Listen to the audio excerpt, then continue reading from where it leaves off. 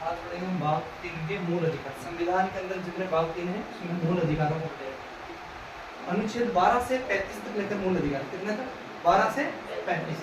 अनुच्छेद 12 में तो मूल अधिकारों की परिभाषा, प्रत्येक व्यक्ति को संविधान में मूल अधिकार देगा। हर हमारा जितने भी भारत के निवासी हैं सबको हमें मूल अधिकार दे रखे हैं, मतलब हमारा प्रत्येक व्यक्तिगत अधिकार है जिसको हम क्या कहते हैं? मूल अधिकार। और हमें कानून में संरक्षण है उसके तहत, तो कानून के तहत हमें अधिकार दिया गया है। तो कौन कौन से अधिकार हम कर लेते हैं? अनुच्छेद 12 बताते हैं उसमें क्या? अनुच्छेद 12 में मूल अधिकार की परिभाषा है, उसमें आपको ज्यादा ध्यान देना। अनुच्छेद 13 जो है, अनुच्छेद 13 में मूल अधिकार को अल्पीकरण करने की विधि। अल्पीकरण का मतलब होता है कि संविधान में संशोधन करने की जो विधि है वो अल्पीकरण की विधि है। मुख्य जो आपके अनुच्छेद आते हैं वो ये आते हैं सर कि मुझे याद नहीं हो रहा अनुच्छेद कौन कौन से हैं, कौन सा संशोधन हुआ है, कितने हैं, कौन कौन से नंबर पे आएंगे। तो सबसे बढ़िया ट्रिक है समस्त शोध संस्कृति के उपचार। क्या है? समस्त शोध संस्कृति के उपचार। इसमें हम देखेंगे समस्त का मतलब देखो से क्या हो गया? समानता का अधिकार। देखो समस्त से समानता का अधिकार, से समानता का अधिकार, फिर देखना स्व से स्वतंत्रता का अधिकार, फिर देखना सो से शोषण के विरुद्ध अधिकार, फिर देखो दे से धार्मिक समता का अधिकार, फिर देखो से संस्कृति, संस्कृति में शिक्षा भी ऐड करनी है, शिक्षा में संस्कृति का अधिकार। और लास्ट वाला जो आता है वो आता है उपचार, मतलब संवैधानिक उपचारों का अधिकार। कौन सा आता है? संवैधानिक उपचारों का अधिकार। ये याद हुआ कि वापस देखना समस्त शोध संस्कृति के उपचार। से क्या हो जाएगा? समानता का अधिकार। स्व से क्या हो जाएगा? समता का अधिकार। सो से क्या हो जाएगा? शोषण के विरुद्ध अधिकार। दे से क्या हो जाएगा? धार्मिक समता का अधिकार। फिर देखो संस्कृति में शिक्षा का अधिकार से और उपचार संवैधानिक उपचारों का अधिकार। अब हम देखेंगे सर कौन से अनुच्छेद में ही है। सबसे पहले क्या है? से क्या है? समानता का अधिकार। उसमें कितने देखो मैंने एक ट्रिक याद कर लो 5 to 5। अब समस्त में कितने करने आपको? 5। 14 से स्टार्ट करने, तो 14 में देखो 5, 14, 15, 16, 17, 18, 5 हो गए। मतलब समानता का अधिकार कितने? 5 है, 14 से लेकर 18 तक। उसके बाद में देखो स्वतंत्रता में कितने करने? 4। तो 19 के बाद देखो 18 के बाद देखना 19, 20, 21, 22, ये 4 किस्में हो जाएंगे स्वतंत्रता का अधिकार। फिर देखना शोषण के विरुद्ध अधिकार में कौन से हो जाएंगे? देखो 2 करने, 23 और 24। फिर देखो धार्मिक समता का अधिकार में कितने करने? 4 करने। सर कौन से? 25 से लेकर 28 हो गया, 25, 26, 27, 28। उसके बाद में देखो शिक्षा व संस्कृति 29वें, 30 और संवैधानिक उपचारों का अधिकार 32। बहुत से बच्चे बोलेंगे सर कि मुझे 31 तो इसमें है ही नहीं। 31 अपने संविधान में था, पहले मूल अधिकार 7 थे। जो 7वां मूल अधिकार था वो था आपका संपत्ति का अधिकार, प्रति व्यक्ति को संपत्ति का अधिकार था, लेकिन वो आपका अब कानूनी अधिकार हो गया। उसमें अनुच्छेद 31 था, वो कौन सा था? अनुच्छेद 31, वो था आपका कानूनी अधिकार हो गया। अब मूल अधिकार नहीं है, कानून के तहत संपत्ति रख सकते, वो कानूनी अधिकार हो गया, है ना? तो इतना ध्यान रखना। अब इसमें मैं थोड़ा सा इसका डीपली बताता हूँ। समानता में सारा पूछोगे समानता में कौन कौन से? पहले ये याद हो गए आपको सबको, समानता का अधिकार, स्वतंत्रता का अधिकार, शोषण के विरुद्ध अधिकार, धार्मिक समता का अधिकार, संस्कृति में शिक्षा का अधिकार, संवैधानिक उपचारों का अधिकार। इसमें एक एक में बताता हूँ। 14 में क्या है सर? अनुच्छेद 14 में आप लिख लेना, मैं केवल आपको बोलता हूँ, रुक कर वीडियो भी देख लेना। देखो अनुच्छेद 14 में क्या है? अनुच्छेद 14 के अंदर देखो कानून के समक्ष समानता है। क्या है? कानून के समक्ष समानता, मतलब सबको अवसर की समानता है, चाहे वो गरीब है अमीर है, सभी को क्या है? अवसर की समानता है। अनुच्छेद 15 में क्या है सर?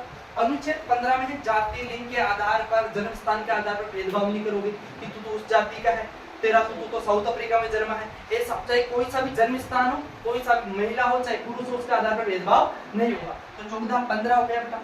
16 में अवसर की समानता है। सरकार आपको कोई भी योजना वगैरह निकालती है, सबको अवसर की समानता, अगर उसमें योग्यता रखते हो तो आप अवसर की आपको समानता देगी। 17 से याद रखो खतरा। 17 अनुच्छेद 17 में एस प्रथा का अंत। एस प्रथा मतलब छुआछूत का अंत, मतलब ये छुआछूत अपने एक तरह से उसको मिटाना होगा, ये अपने लिए खतरा है, इसको मिटाना होगा। अनुच्छेद 17 में क्या है?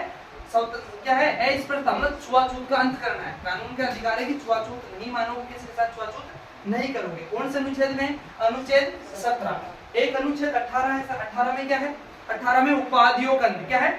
उपाधियों का। उपाधियां किसे कहते हैं? पहले आप देखो राजा जैसी, सवाई राजा जैसी, महाराणा, ये जो उपाधियां हैं, उपाधियां अभी भी है, लेकिन राष्ट्रपति द्वारा केवल खेल के क्षेत्र में और सेना के क्षेत्र में ही उपाधियां दी जा सकती है। बाकी उपाधियां कोई भी देश ऐसे ग्रहण करता तो उपाधियां नहीं दे सकता बिना राष्ट्रपति की परमिशन। तो उपाधियों का अंत कर दिया गया। उपाधियां कहाँ दे सकता है? केवल खेल में, और खेल के अंदर हो सकती है, जैसे भारत रत्न है, होते हैं ना भारत रत्न, अर्जुन रत्न। अब अवार्ड होते हैं। एक शिक्षा के अंदर होते हैं कि ये तो गार्गी पुरस्कार है, 85+ बना लेते हैं तो उसमें गार्गी मिल जाता है, तो आप बोलोगे सर उसे गार्गी, मुझे तो गार्गी नहीं बोला जा रहा है, उसमें क्या होगा, उसे उपाधि दे दी गई है। लेकिन शिक्षा क्षेत्र में दी जा सकती है और सेना में दे सकती है, जैसे ब्रिगेडियर है, जनरल है, सेना में राष्ट्रपति भी दे सकता है। उपाधियों का अनुच्छेद 18 उपाधियों का। अब सर 19 में कौन कौन से, 19 में बहुत सी है लेकिन आपको ट्रिक से याद कराता हूँ। देखो 19 में कौन सी, 19A, 19B, 19C, 19D और 19, देखो ABCD हो गया, 19E, 19F नहीं है आपको, 19F करना है, 19E हो गया, 19F नहीं करना, 19G करना है, ठीक है।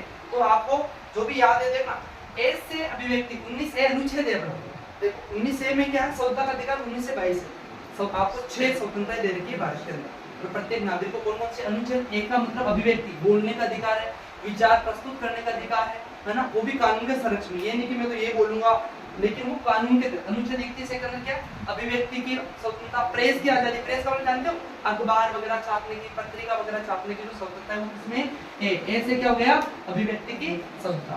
बी से बैठक करने की, संघ बनाना, बैठक बनाने की क्या हो जाएगी, स्वतंत्रता हो जाएगी, बी से बैठक हो जाएगी।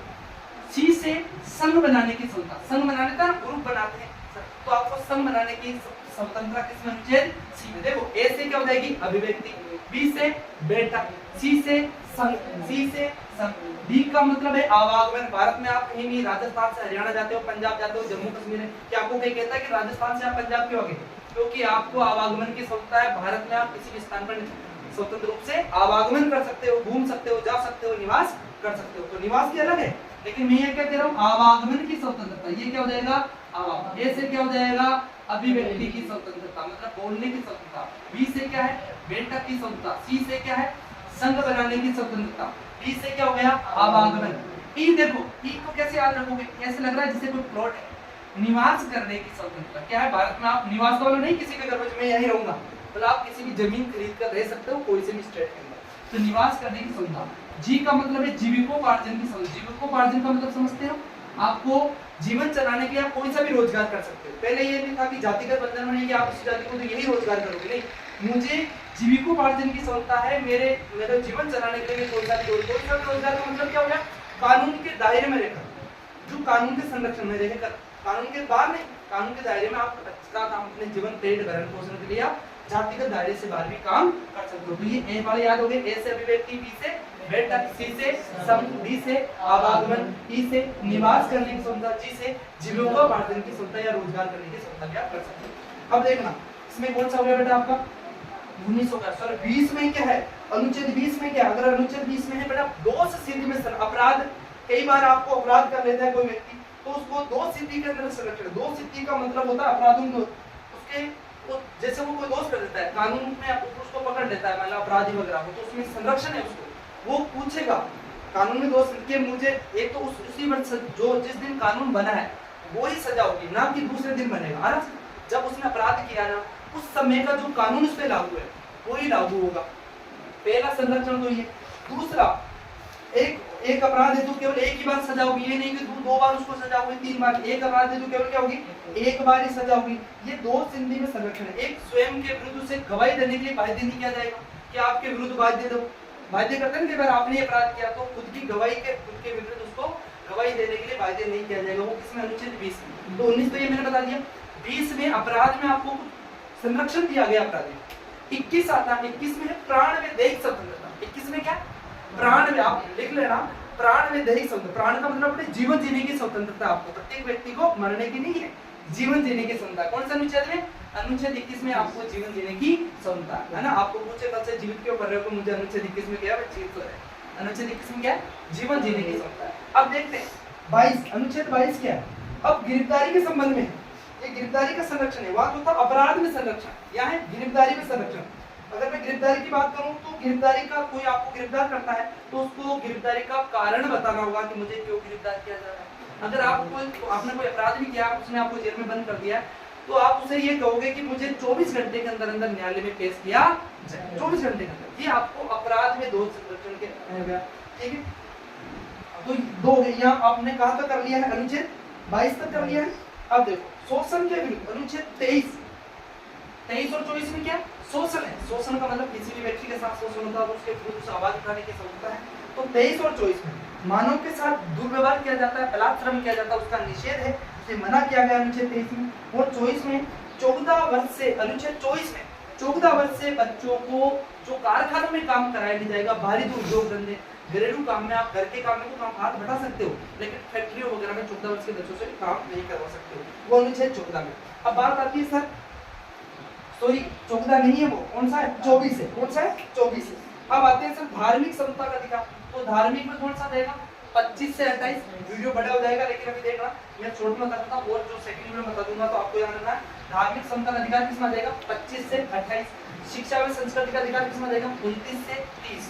31 का मैंने पहले ही बता दिया, अनुच्छेद 31 था पहले, वो मूल अधिकार था। अब कानूनी अधिकार है, वो कौन सा था, संपत्ति का अधिकार। अब सर इसको हटा तो दिया, हटाया नहीं है, केवल इसको बदला है, कानून मूल अधिकार को कानूनी अधिकार में बदल दिया। अब कानूनी अधिकार कौन सा सर, वो 300 के में है, वर्तमान में किसमें, अनुच्छेद 300 के अंदर है। लास्ट में आपका कौन सा बचा, संवैधानिक उपचारों का अधिकार, कौन से अनुच्छेद में, तो अनुच्छेद 32 में। अनुच्छेद 32 में क्या है, संवैधानिक उपचारों का अधिकार। भीमराव अम्बेडकर ने कहा भी है कि अगर ये मूल अधिकार नहीं हो तो इनका कोई औचित्य नहीं। कारण है कि उपचारों का अधिकार, इसमें ही कहा गया है कि अगर ये मूल अधिकार लागू नहीं होते हो तो अनुच्छेद 32 के तहत आप सुप्रीम कोर्ट की शरण ले सकते हो।